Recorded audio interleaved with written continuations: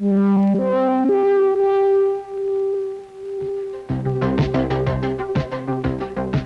American Society of Mechanical Engineers is a non-profit educational and technical organization of more than 100,000 members. Approximately 85,000 are practicing engineers, and 20,000 are engineering students.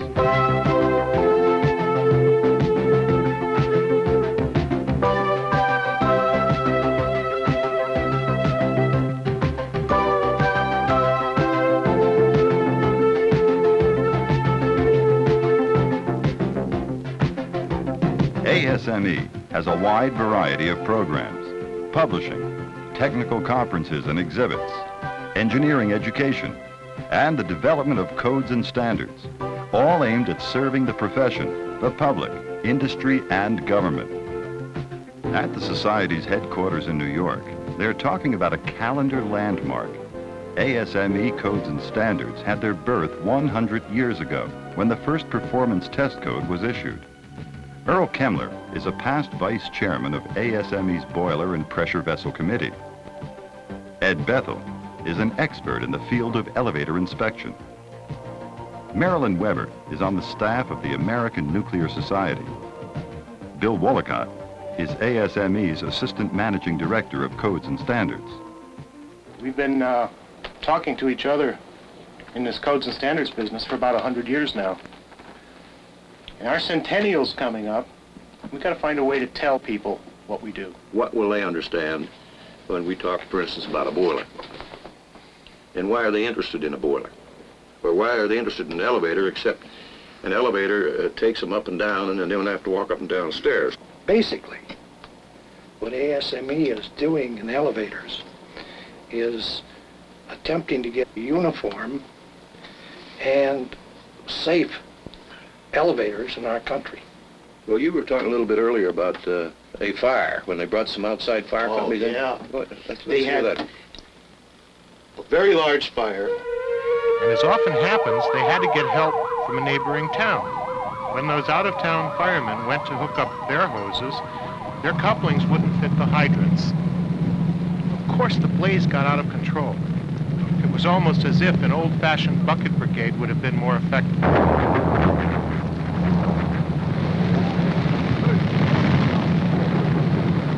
No matter how sophisticated or modern the firefighting equipment, you must connect the hose to a water source. So we began to understand that just the threads became a very important thing to be standard. Bill, I think it's important that in citing the various interests that participate in the development of standards and codes, that people in general recognize that among those committees are also consumers at large. I guess you could call me a consumer at large. Turn me loose in a big hardware store and I'm apt to go berserk. Oh, not that I'm any kind of an expert as a do-it-yourselfer. In fact, if it weren't for standardization given to us by mechanical engineers, these would behave like thumbs, all 10 of them.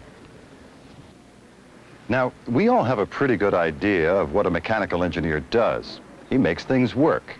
Turn, lift, move, and work. But before things can work properly and safely, they have to fit. And for over a century now, that's what the American Society of Mechanical Engineers has been doing in an organized way, making sure that things fit and work. Whether it's a bolt and nut, a new bit for your drill, a new pipe fitting. Even if you're the most skilled plumber or carpenter, you work with things that are ready-made to fit and to the most exacting specification. They fit because mechanical engineers take responsibility for developing standards without which, well, early Hollywood took a comic look at what would happen without which.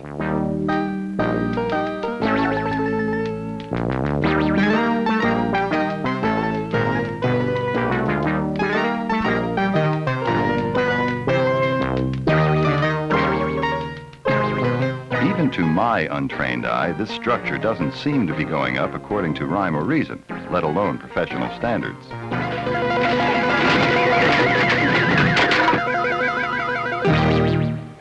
I don't think I'd want to audition for a Mack Sennett comedy. no matter how much some folks might think I qualify for the role. See? Put it together myself, and it isn't falling down. Nothing to it.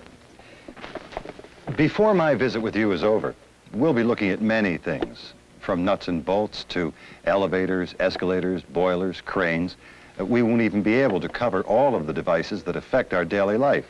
The design for these devices and machines have their starting point in common, uniform standards. These engineers and other volunteers will be serving on codes and standards committees. They are here to learn about some of the issues involved, professional ethics, conflict of interest, and legal considerations. Going back to 1884, when they used the word code, it was with the intent that it was going to be made part of a legal document. The legal document was a contract. So I think that ASME has followed that from 1884. That's the way I understand the use of the term code. Each of these code writing committees is balanced so that all points of view and all interests can be represented at the table, so that the possibility for one group or another group to inadvertently or purposefully skew or manipulate the system is diminished, because everybody's there keeping an eye on everybody else. Today, as always, we are faced with the fact that if voluntary standards are to survive in a free society, we must cultivate the science of human relationships and the ability of the code writers of all categories of interest to work together towards goals which are worthy of alerted society.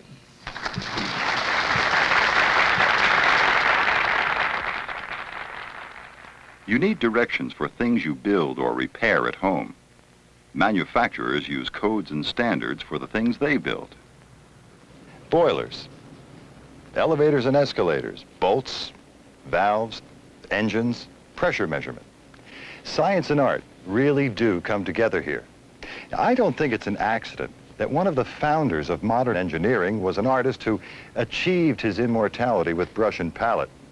Now, even if he hadn't painted the Mona Lisa and the Last Supper, Leonardo da Vinci would have won renown for his startling notebook drawings, blueprints for mechanical marvels almost 500 years before their time.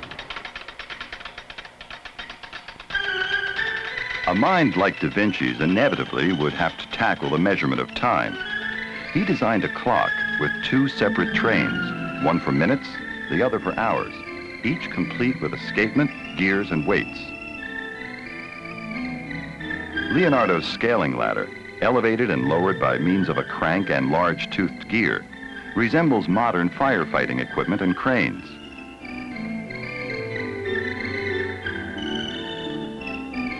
This rotating bridge was originally designed as a defense against approaching battalions. By meshing three cogged wheels of different diameters with the same lantern wheel, Leonardo obtained different speeds of rotation, an idea that eventually found its way into the modern automobile. The visionary light that illuminated Renaissance art and science is no less penetrating today.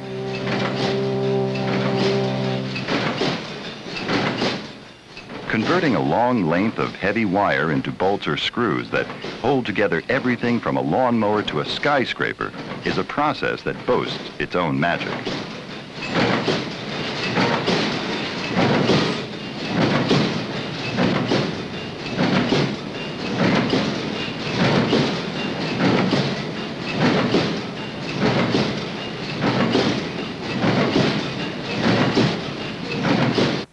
With the wide variety of fasteners being manufactured today, it's important that the designer, the manufacturer, and the user of fasteners as well have a good, concise set of standards to work to.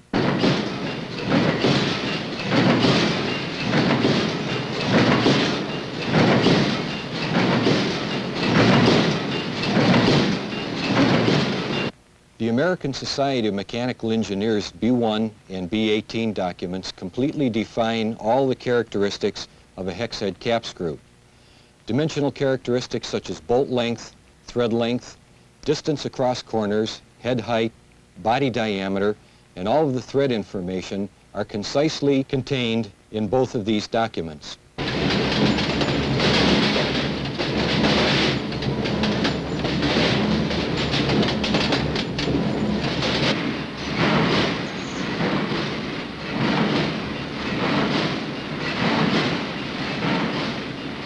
take a bolt and a nut, put them together, and they fit. And the reason they fit is because of standards. The tensile test is a mechanical evaluation of the minimum strength properties built into the bolt by specification. You have to know how much weight or stress a fastener can take before it yields. And this stress test of a heavy structural bolt will take it far beyond the performance requirements before it snaps. It took 80 tons of force to break this single 4-pound bolt. In manufacture and design, it meets the ASME standard. Unfortunately, there are no codes or standards that can protect us from human error. Even so, when accidents happen, we have to hope that something man-made will hold. In New York, witnesses say it felt like an earthquake and sounded like the world was coming to an end. Without warning, pedestrians on 53rd Street were caught in a downpour of rock, glass, and metal as the crane collapsed 43 stories above their heads. The accident occurred a little before 11 this morning at the nearly completed Continental Illinois Bank building. Workers reportedly were dismantling a 130-foot crane when it collapsed on the roof, smashing into the concrete facing. More than a dozen windows in the building were shattered. Windows in buildings on Madison and 53rd were also broken. Officials didn't know how long the 30-foot section would hang on. After the area had been cleared, construction workers and police were left with the dangerous task of trying to secure a dangling 30-foot section of the crane, being held only by one bolt.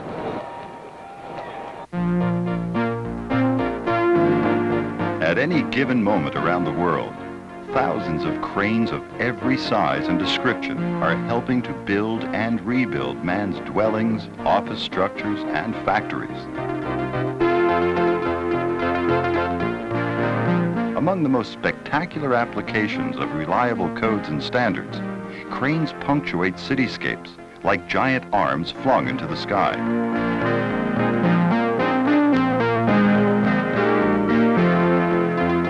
The basic philosophy that guides the development of codes and standards is clear. With staff assistance, working committees keep abreast of every phase of new technology. They don't wait for accidents to happen. Every problem of manufacture and every planned use are under close study all the time.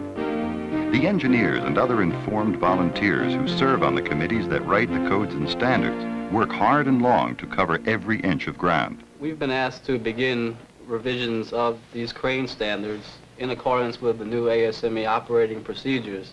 Right now we're looking at the standards on portal tower and pillar cranes, overhead and gantry cranes, and industrial crane trucks. In the standard as it presently exists, we've left a great deal of identifying the requirements for the outriggers and service condition for the outriggers to the manufacturer. Floyd, can you tell me whether it's the lateral spacing between the outriggers, or is it the extension distances that as related to the total height and lift capacity? I think our action to date hasn't truly reflected all of the service conditions that the outriggers may see. The chairman and staff member remain to review the minutes of the first meeting of the Crane Code Committee. Over a period of many months, there will be extensive study and many more meetings before a new crane code is hammered out. Mechanical engineering has to do with the generating and harnessing of power, including the everyday power that we kind of take for granted. We seldom think of the tremendous equipment and the complicated controls that lie behind a light switch.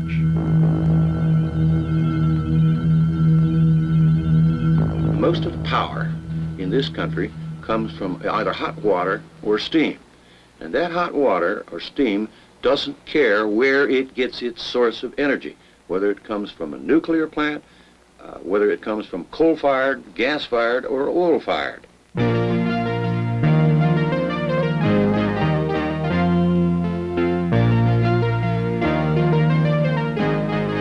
At this electric generating plant, the energy source is coal, and its job is to fire up huge boilers. The standards to which they are built also require their periodic shutdown for careful inspection. Tubes have to be gone over for pinhole leaks and welded. Insulation is checked. Each procedure assures a margin of safety before the boiler is fired up again and placed back in service. An interesting thing that very few people in the country today remember that might help the public to understand how boiler codes eventually got written. And it goes way back to the Civil War, when the Mississippi River steamboat Sultana was bringing Union soldiers who had been prisoners of war back home, up the Mississippi. The boiler on that boat exploded, and it killed well over 1,400 soldiers. And from that day, people in this country went to work to develop standards to make boilers safe.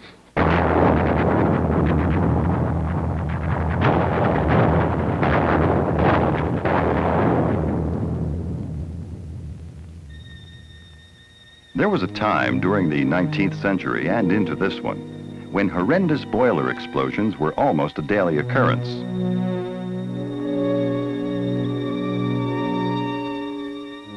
Damage was staggering. Many people were killed or injured.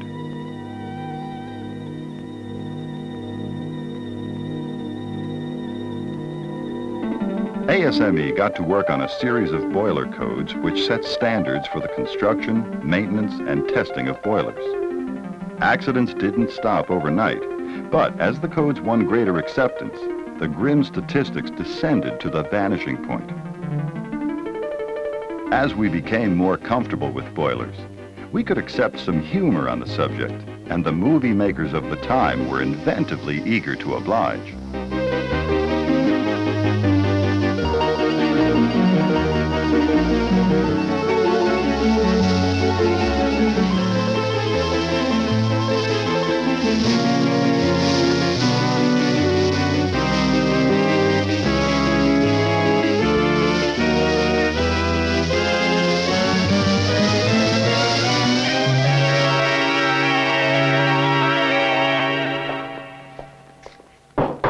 It ain't rubber, that's for sure.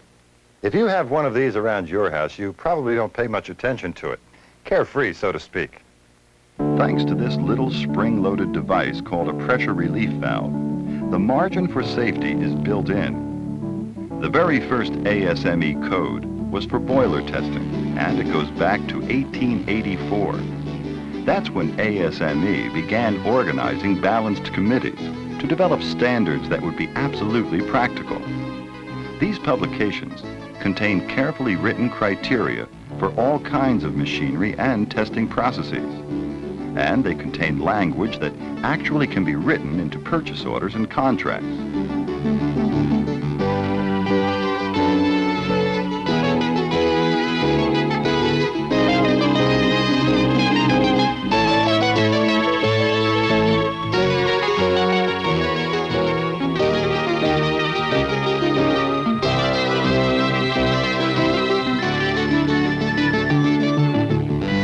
Engineers, manufacturers, users, and regulatory bodies have been using these documents down through the years to minimize mistakes, misunderstanding, inefficiency, accident, and maximize reliability, economy, and safety. Several months after the first committee meeting, the work on revising the ASME crane code continues as volunteers review the details and all the issues. The scopes of both standards need to be bolstered, and we need to identify and standardize a greater area of equipment which is included in these standards, which heretofore have been left to the builder. Well, the scope of these standards isn't just the design and construction, which I think is a very separate subject from the subject of the qualification of operators of cranes. So I don't think we're talking about just two standards. I think we're looking at the subject of what standards are really needed to cover cranes.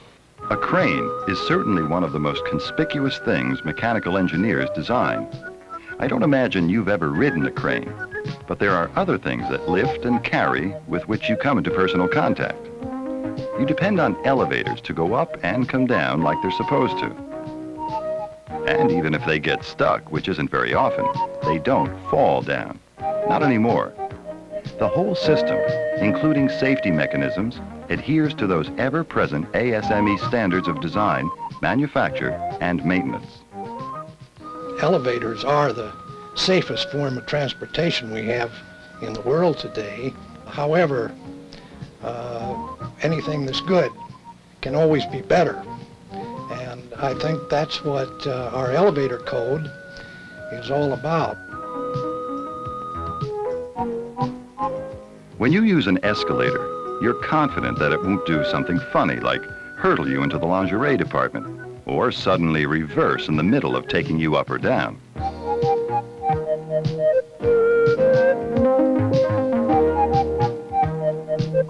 Unless you happen to be around when they're installing an escalator or putting in new parts, you'd need X-ray vision to appreciate what makes those steps travel round and round.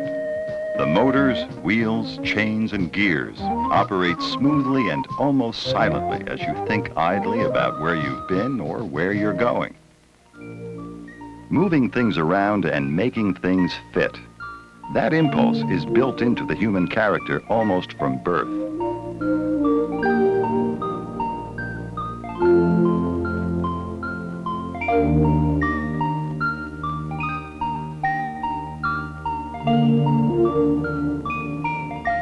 You're looking at mechanical engineers.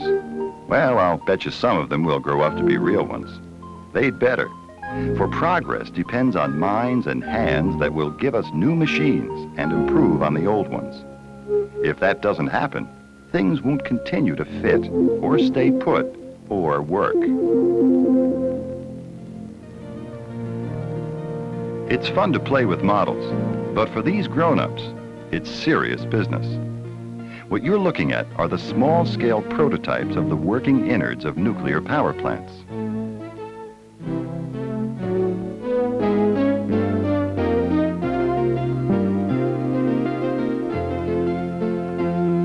There's one thing that we have to make sure that we tell the public. It's not our decision whether or not a nuclear power plant is going to be built. However, if it is going to be built, we want to make sure that it's built safe. And that's what our nuclear codes and standards are about. Nothing can be safe unless there are rules to assure that safety. And they have to be clearly written rules that manufacturers can follow and regulatory agencies can enforce. This plant will harness nuclear energy for peaceful purposes. There are ASME codes and standards for the reinforcing bars, as well as the concrete that will encase them.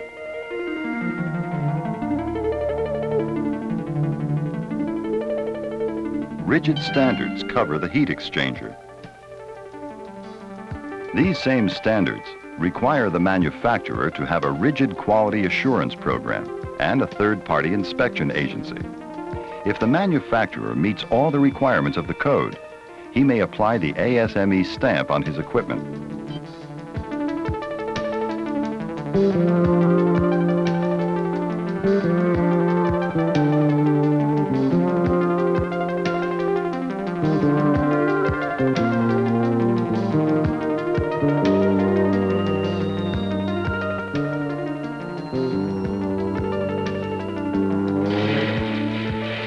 ASME standards apply to the great turbines and pipes that lead into them. And they apply to the testing of parts that rotate within, as well as to the generators. The result is electricity. All of it has to be done by the book. We're not a bunch of scientists working in an ivory tower somewhere. Any code that's developed in the ASME system has all of the inputs from the entire society. That is, general interest users, the consumers, if you will. Actually, yes, engineers. For instance, right in this room, there's 4 of us here. You're an engineer, but you're basically a manager rather than a guy working with your hands. I'm an insurance man. I happen to be an engineer, but I am an insurance man. I represent the insurance company interest, the insurance industry's interest. And here's Eddie, and he's an enforcement authority, but he is active in the developing of a code. And here's Marilyn over here. She says, I'm purely an administrative type, but she's active in code development. So right in this little room, even though we don't work in little closed rooms like this, we've got 4 separate and distinct interests involved. And I think it's important that everyone has a say, and that we tell everybody that they can participate. In other words, it's a consensus system. Gentlemen, have your attention, please. You all have copies of the agenda. The proposed standard was attached to the minutes of the last meeting for your review. I cannot understand how we can have a standard that is going to cover all these items and not know when we've met the standard. We don't know if we've met it after design or fabrication, operation, or licensing. How do we know when the requirements have been met when it's one standard? They felt it was necessary that the operator qualification and the design of cranes be considered together, because sometimes the operator qualifications are a function of the some of the design aspects of the cranes. Mr. Secretary, would you read the motion, please? When the give and take of debate culminates in a vote, it's 10-5 for acceptance of the new crane code. But those 5 dissenting votes are not brushed aside. They'll be given another chance for rebuttal and review by the whole committee. And then, finally, there will be a new and revised ASME crane code for public scrutiny and comment. Bear in mind, the mechanical engineers and others involved in the development of codes and standards are not the cop on the beat. They can only write the rules, not enforce them. ASME offers industry and the public some very important guidelines in the name of safety and economy, based on scientific principles and scaled to human needs. And that's the story of ASME codes and standards. I hope we've nailed it down.